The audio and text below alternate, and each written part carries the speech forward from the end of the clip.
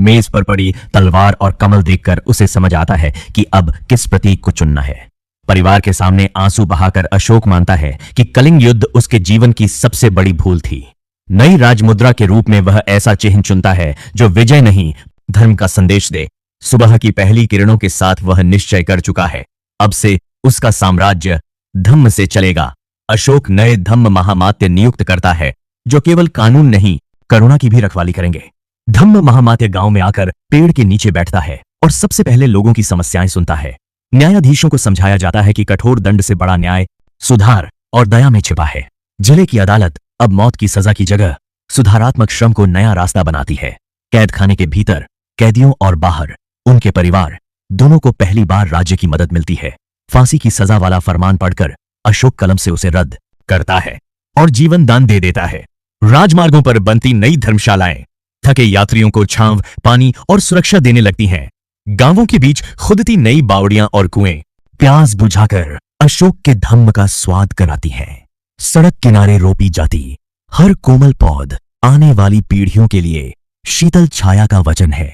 पाटलिपुत्र के अस्पताल में निर्धन बीमारों का उपचार होते देखकर सम्राट का चेहरा खिल उठता है।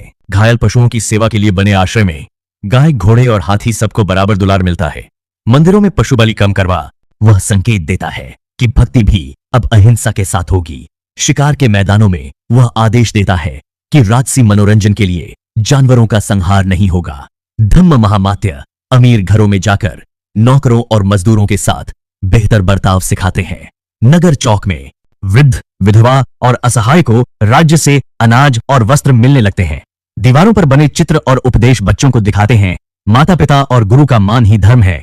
खुले दरबार में आम लोग सीधे अशोक के सामने अपनी फरियाद रख पाते हैं बिना डर के। प्रांतीय शासकों से वह कहता है, राजस्व से पहले प्रजा का सुख और न्याय देखो। देश भर में बने कुएं, सड़कों और धर्मशालाओं का निरीक्षण कर वह अपने धम्म कार्यों की जांच करता है। तस्वीर में तराजू, एक तरफ तलवार, दूसरी ओर धम्म दिखाता है और संतुलन दया की ओर झुकता है। राजकक्ष में बैठकर अशोक पहली शिलालेखों के शब्द गढ़ता है जो पूरे देश से बात करेंगे। ऊंची चट्टान पर कारीगर हथौड़े से अक्षर तराशते हैं। हर चोट धम्म के संदेश को पत्थर में बांधती है। पत्थर पर खुदे ताजा शब्द सूरज की रोशनी में चमकते हैं। दया, सत्य, सहिष्णुता भारी स्तंभ को बैलों और रस्सियों से खींचती टोली धम्म को दूरस्थ नगरों तक पहुंचाती है। कस्बे के चौराहे पर उठता शिलास्तंभ लोगों के लिए नैतिक संदेश का नया स्तंभ बन जाता है। वर्कशॉप में शेर शीर्ष तराशते कलाकार मौर्य शक्ति को अब धर्म की गरिमा से जोड़ते हैं। गांव के बाहर चट्टान पर लिखे अक्षरों को पढ़कर किसान और बच्चे राजा की करुणा सुनते हैं। मार्ग संगम पर खड़े स्तंभ से हर गुजरने वाला यात्री जानता है यह रास्ता धम्म की छाया में है। पहाड़ी दर्रे की चट्टान पर खुदा लेख दूर दराज के कारवां को भी सम्राट का संदेश सुनाता है। नदी घाट के पास रखा पत्थर मछुआरों और किसानों दोनों को जीवों पर दया की सीख देता है। लिपिकार अलग अलग भाषाओं और लिपियों में एक ही धम्म संदेश को लोगों तक पहुंचाते हैं। वृक्ष छांव में बैठे भिक्षु और स्थानीय विद्वान शिलालेख के वाक्यों का सरल अर्थ समझाते हैं। प्रांतीय नगर में नए खड़े स्तंभ को छूते हुए अशोक महसूस करता है उसके शब्द अब जनवाणी हैं। बच्चे अपनी उंगलियों से पत्थर पर बने अक्षर टटोलते हैं जैसे धम्म को हाथों से पढ़ रहे हो। एक ही लेख में सब मतों के सम्मान की बात मंदिर और बिहार को पास पास टिकाए रखती है। मठ और देवालय के बीच खड़ा स्तंभ दिखाता है कि अलग आस्थाएं भी एक ही नैतिक धरातल साझा कर सकती हैं। गांव के चबूतरे पर कथावाचक शिलालेख की ओट लेते हुए अशोक की नई कथा सुनाता है। राजमहल के नक्शे पर छोटे छोटे चिन्ह बताते हैं कि शिलालेख पूरे साम्राज्य में धम्म का जाल बुन रहे हैं। सालों बाद भी दूर घास के मैदान में खड़ा पुराना लेख राहगीरों को रुककर सोचने पर मजबूर करता है। मानचित्र सी तस्वीर में हर शिलालेख एक रोशनी बनकर सम्राट के धम्म से जुड़े प्रदेशों को जोड़ता है।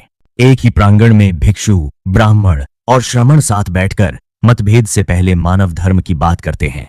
प्रांतीय राजधानी के उत्सव में अलग अलग वेशभूषा वाले लोग एक ही धम्म स्तंभ के चारों ओर नाचते हैं। पहाड़ी मठ में नए कक्ष और पुस्तकालय बनते हैं जिन पर लिख है राजा अशोक का धम्म अनुदान। आंगन में विद्वान शास्त्रों पर नहीं आचरण पर बहस करते हैं, न्याय और करुणा की कसौटी पर। पाटलिपुत्र की गलियों से गुजरते जैन साधु सम्मान से पानी और अन्न पाकर सहज चलते हैं। वटवृक्ष तले सम्राट की सभा में किसान, व्यापारी और साधु सभी साथ बैठकर धम्म सुनते हैं। सराय के अहाते में दूर दराज के व्यापारी कहानियां बांटते हैं। दीवार पर शिलालेख उनकी बातों को दिशा देते हैं।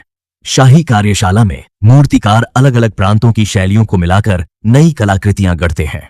दरबार में एक के बाद एक प्रदेश की नृत्य और संगीत परंपराएं सम्राट के सामने संभाव से प्रस्तुत होती हैं। स्कूल में अलग अलग वेश के बच्चे साथ बैठकर अक्षर और नैतिक कहानियां सीखते हैं। खेतों में हल जोतते किसान बैलों को मारने के बजाय प्यार से सहलाकर थकान मिटाते हैं। बाजार में तौल को ध्यान से जांचता निरीक्षक देखता है, अब ईमानदार माप ही व्यापार की पहचान है। धर्मशाला की चौखट पर दूर देशों के मुसाफिर बैठकर एक ही थाली से भोजन और जल ग्रहण करते हैं। गांव की पंचायत पेड़ की छांव में जमीन के झगड़े को समझौते और हाथ मिलाने से सुलझाती है। सरहद के एक छोटे देवालय में पहुंचकर अशोक स्थानीय देवता के आगे भी उतना ही विनय से झुकता है। राजमहल का नक्शा दिखाता है, भाषाएं और परंपराएं भले अलग हों, पर धम्म का चक्र सबको जोड़ता है। राजकीय जुलूस अब डर नहीं, भरोसा जगाता है। सैनिक खुले हथियार के बिना सहज चाल से चलते हैं। कथावाचक कहानी सुनाता है कि कैसे क्रूर विजेता अशोक धम्म सम्राट बनकर सबका प्रिय हुआ। दूर पहाड़ी कस्बे के लोग स्तंभ की ओर इशारा कर कहते हैं, राजा भले दूर हो, उसका न्याय हमारे साथ है। विस्तृत दृश्य में नगर, ग्राम, नदियां और वृक्षों से घिरी सड़कें सब मिलकर शांति भरे मौर्य जगत की छवि बनाते हैं।